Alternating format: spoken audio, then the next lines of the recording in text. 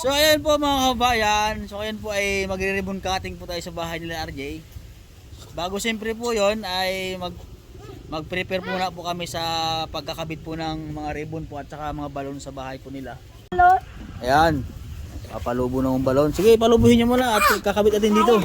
Ito po yung aking mga team dito ha. Patalian. Patalian mo kay mama mo. Ito po yung bahay nila. Kakabit po kami ng mga kortina po. Yan. So ito po yung ating mastering ring team. Yan. Kay John, si Kuya Carlo at si Tio Dodong. Kakabit po ng kortina dito sa bahay po nila.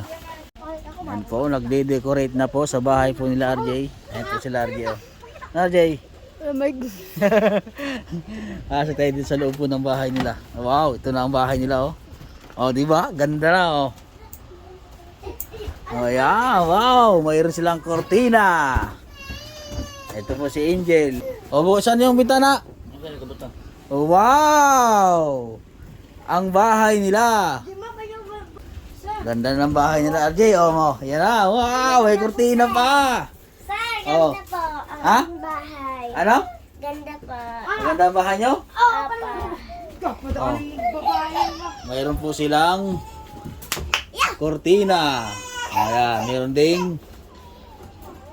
kurtina ang kanilang bintana. Oh, okay mo, Jel. Ako, Jel.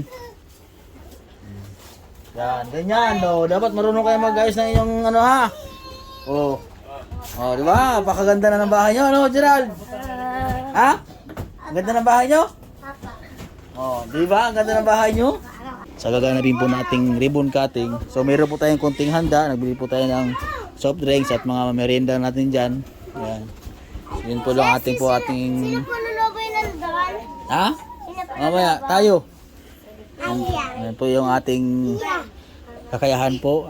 Kahit pa paano ay nakapagawa po tayo ng bahay nila RJ. House project number 2 ko na po ito. Ang isa ko pong pagawang bahay po ay sa Mindoro. Pangalawa po ay dito po sa Batangas, kila RJ po. Yan. Nakakatawa po, nakakataba ng puso. Ang ganda na ng bahay nila RJ. Oh. Yan. Oh, ganda Jel, ang bahay ni Jel. Ha? Oh, Jel, maganda na yung bahay ni Jel? Apa. Ang ganda ng bahay ni Jel. Ako na siya. Oh. Ito po ang kanilang panganay po na kapatid. Nag-attend din po sa ribbon cutting bahay po nila. Naimbitahan po natin. So ayun. At mag-aayos po tayo dito ng kanilang higaan. Ayan, ang ganda na ng bahay nila Jay. Ayan, ito mga bata oh. So, pagkatapos po ito ay magre-ribbon cutting po tayo. Tagay po tayo ng unan. Ayan. Akin na. Ha? Tayo ito unan. Okay, tayo ito plastic. Tayo ito. Bili po tayo ng punda nila. Wow, bago. Ito po ay binili ko. Akin na. Ha? Akin na. Akin na. Bakla ka. Maraming salamat po sa mga sponsor po natin. Akin na sa baba. Kanino to? Akin. Ito akin. May baba. May kababa. Ito kay ate Marjorie. Yan. Ayusin po natin yung higaan nila. Yan. Napakaganda. Hako pa doon. Na. Yan. Si Papa. Kanino to? Akin. Kay? Akin. Angel? O plastic sa Angel? Pagkatapos tayo magre-ribbon cutting tayo.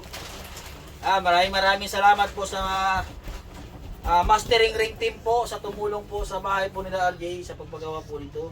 Yan. Isang linggo po mahigit po ang aming paggugol sa paggawa ng bahay nila. Ito na po yung resulta po ng ginawa po namin bahay. Kay Papa yan. Kay Papa. Yan. Bakit Yan po kay ay... Papa to? Ha? Kay Papa yan? Kay Papa mo? Opo. Aba.